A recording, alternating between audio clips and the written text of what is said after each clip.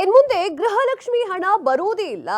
ವರಮಹಾಲಕ್ಷ್ಮಿಗೆ ಬರಬೇಕಾಗಿದ್ದಂತಹ ಹಣ ಬಂದಿಲ್ಲ. ಸೊ ಆ ಒಂದು ಕಾರಣಕ್ಕಾಗಿ ಇನ್ ಮುಂದೆ ಗೃಹಲಕ್ಷ್ಮಿ ಹಣ ಸಂಪೂರ್ಣವಾಗಿ ಸ್ಟಾಪ್ ಆಗುತ್ತೆ ಅಂತ ಹೇಳಿ ಸಾಕಷ್ಟು ಜನ ಹೇಳ್ತಾ ಇದ್ರು. ಇದಕ್ಕೆಲ್ಲದಕ್ಕೂ ಕೂಡ ಒಂದು ಕ್ಲಾರಿಫಿಕೇಶನ್ ಅನ್ನ ಕೊಡ್ತಾ ಇದ್ದೀನಿ. ಹಾಯ್ ಹಲೋ ನಮಸ್ಕಾರ, ನೀವು ನೋಡ್ತಾ ಇದ್ದೀರಾ ಜನತಾ ಟಿವಿ, ನಾನು ಕಾವ್ಯ ಹೆಗಡೆ.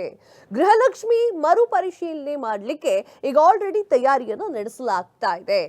ಇಷ್ಟು ದಿನ ಕರೆಕ್ಟ್ ಟೈಮಿಗೆ ಬರ್ತಾ ಇದ್ದಂತಹ 2,000 ರೂಪಾಯಿ ಗೃಹಲಕ್ಷ್ಮಿ ಹಣ ಈ ತಿಂಗಳು ಬಂದಿಲ್ಲ, ಹಿಂದಿನ ತಿಂಗಳೂ ಬಂದಿಲ್ಲ ಅಂತ ಹೇಳ್ತಾ ಇದ್ರು. 2,000ವನ್ನ ಪಡೀಲಿಕ್ಕೆ ಈಗ ಈ ಒಂದು ಕೆಲಸವನ್ನ ನೀವು ಮಾಡಬೇಕಾಗಿದೆ. ಗೃಹ ಜ್ಯೋತಿ ಯೋಜನೆಯಂತೆ ಇದೀಗ ಗೃಹಲಕ್ಷ್ಮಿ ಯೋಜನೆಯಲ್ಲೂ ಕೂಡ ಒಂದು ಮಹತ್ವದ ಕ್ರಮವನ್ನ ಕೈಗೊಂಡಿರುವಂತಹ ಕರ್ನಾಟಕ ಸರ್ಕಾರ ಅರ್ಹ ಫಲಾನುಭವಿಗಳಿಗೆ ಈ ಒಂದು ಯೋಜನೆಯ ಪ್ರಯೋಜನ ಸಿಗಬೇಕು ಅಂತ ಹೇಳಿ ಈ ಒಂದು ಉದ್ದೇಶದಿಂದ ಗೃಹಲಕ್ಷ್ಮಿ ಯೋಜನೆ ಮರುಪರಿಶೀಲನೆಗೆ ಮುಂದಾಗಿದೆ. ಗೃಹಲಕ್ಷ್ಮಿ ಯೋಜನೆಗೆ ಮರುಪರಿಶೀಲನೆಗಳು ಇರ್ತಾವೆ. ಅರ್ಹ ಫಲಾನುಭವಿಗಳಿಗೆ ಮಾತ್ರ ಸರ್ಕಾರ ಈ ಒಂದು ಮಹತ್ವ ಆಕಾಂಕ್ಷೆಯ ಯೋಜನೆಯ ಫಲವನ್ನ ಸಿಗಬೇಕು ಎನ್ನುವಂತಹ ದೃಷ್ಟಿಯಿಂದ ಉದ್ದೇಶದಿಂದ ಸರ್ಕಾರ ಗೃಹಲಕ್ಷ್ಮಿ ಯೋಜನೆಯ ಮರುಪರಿಶೀಲನೆಗೆ ಮುಂದಾಗ್ತಾ ಇದೆ. ಗ್ಯಾರಂಟಿಯನ್ನ ಮುಂದಿಟ್ಟುಕೊಂಡು ಗೆದ್ದಿದ್ದಂತಹ ಸರ್ಕಾರ ಅದು ಕಾಂಗ್ರೆಸ್ ಸರ್ಕಾರ. ಗ್ಯಾರಂಟಿ ಸರ್ಕಾರದಲ್ಲಿ ಈಗ ಗೃಹಲಕ್ಷ್ಮಿಯೇ ಒಂದು ಆಕರ್ಷಣೀಯವಾಗಿತ್ತು, ಆದ್ರೆ ಈಗ ಹಣ ಬರ್ತಾ ಇಲ್ಲ.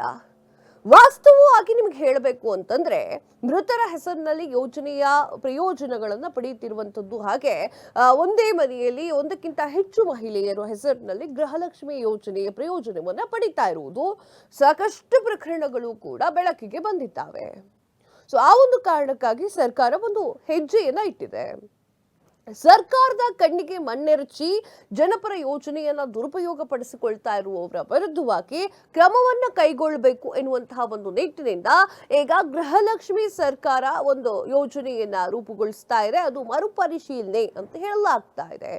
ಈ ಒಂದು ಯೋಜನೆಯ ಪ್ರಯೋಜನ ಅರ್ಹ ಫಲಾನುಭವಿಗಳಿಗೆ ಸಿಗಬೇಕು ಅಂತ ಹೇಳುವ ಉದ್ದೇಶದಿಂದ ಇದು ಒಳಗೊಂಡಿದೆ. ಎಲ್ಲಕ್ಕಿಂತ ಹೆಚ್ಚಾಗಿ ಸರ್ಕಾರಿ ಯೋಜನೆಯಲ್ಲಿ ಪಾರದರ್ಶಕತೆ ಇರುವುದು ಈ ಒಂದು ನಿಟ್ಟಿನಲ್ಲಿ ಸರ್ಕಾರ ಈ ಒಂದು ಕ್ರಮ ಅವಶ್ಯಕತೆ ಇದೆ ಅಂತ ಹೇಳಿ ತಿಳಿದು ಬಂದಿದೆ.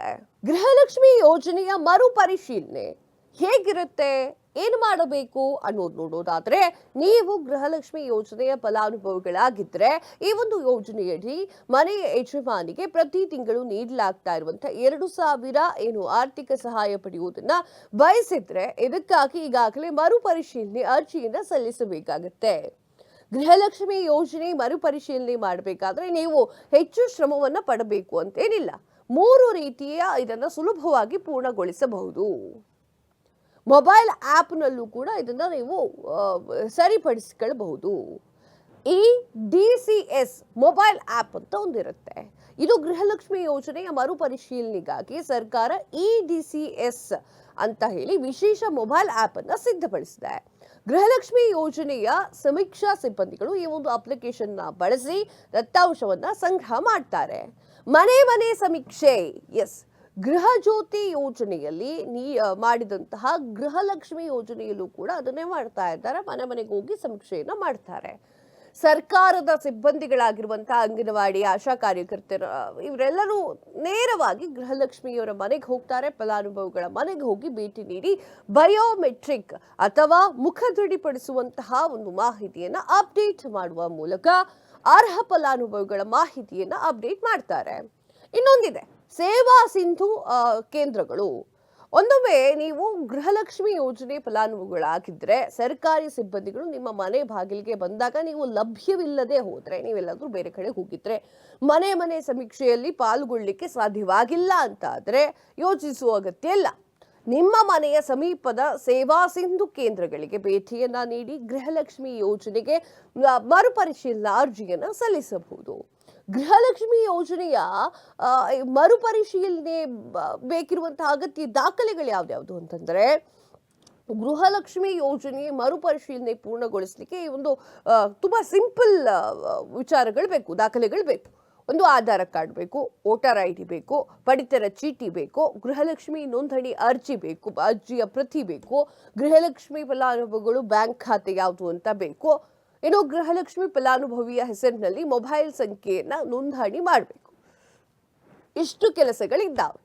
ನಿಮಗೆ 2,000 ರೂಪಾಯಿ ಬರ್ತಾ ಇಲ್ಲ ಅಂತಂದ್ರೆ ನೀವು ಬ್ಯಾಂಕಿಗೆ ಹೋಗಿ ಕೇಳಿ. ಬ್ಯಾಂಕಲ್ಲಿ ಅಕಸ್ಮಾತ್ ಇಲ್ಲ ಬಂದಿಲ್ಲ ಅಂತ ಹೇಳಿದ್ರೆ ಸೇವಾ ಸಿಂಧು ಅಲ್ಲಿಗೆ ಹೋಗಿ ನೀವು ಈ ವಿಚಾರದ ಬಗ್ಗೆ ತಿಳ್ಕೊಳ್ಬಹುದು. ವರಮಹಾಲಕ್ಷ್ಮಿ ಹಬ್ಬಕ್ಕೆ ಬರಬೇಕಾಗಿರುವಂತಹ ಲಕ್ಷ್ಮಿ ಕೆಲವೊಂದಿಷ್ಟು ಜನರ ಮನೆ ಬಾಗಿಲಿಗೆ ಬಂದಿಲ್ಲ.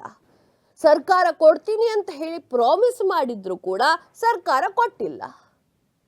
ಇದೆಲ್ಲವನ್ನೂ ಕೂಡ ನೀವೇ ಸರಿ ಮಾಡಿಕೊಳ್ಬೇಕು ಅಂತಂದ್ರೆ ಸೇವಾ ಸಿಂಧುಗೆ ಹೋಗ್ಬೇಕು. ಎಲ್ಲ ಸರಿ ಇದೆ, ಕರೆಕ್ಟ್ ಆಗಿದೆ, ನಮಗೆ ಗೃಹಲಕ್ಷ್ಮಿ ಹಣ ಬರ್ತಾ ಇಲ್ಲ ಅಂತಂದ್ರೆ ಸರ್ಕಾರಕ್ಕೊಂದು ಅರ್ಜಿ ಹಾಕಿ ಹಿಂಗಾಗ್ತಾ ಇದೆ ಅಂತ ಹೇಳಿ. ಈ ಒಂದು ಮಾಹಿತಿ ಉಪಯುಕ್ತ ಅಂತ ಅಂದ್ಕೊಳ್ತೀನಿ. ಇದಾಗಿತ್ತು ಈ ಹೊತ್ತಿನ ವಿಶೇಷ. ಮತ್ತಷ್ಟು ಸುದ್ದಿಗಳಿಗಾಗಿ ನೋಡ್ತಾ ಇರಿ ಜನತಾ ಟಿವಿ, ನೇರ ಸುದ್ದಿ, ನಿರಂತರ ಮನೋರಂಜನೆ.